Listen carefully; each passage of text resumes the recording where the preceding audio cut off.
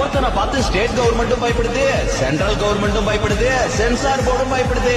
அந்த பயத்தை கொடுக்கிறது யாரு?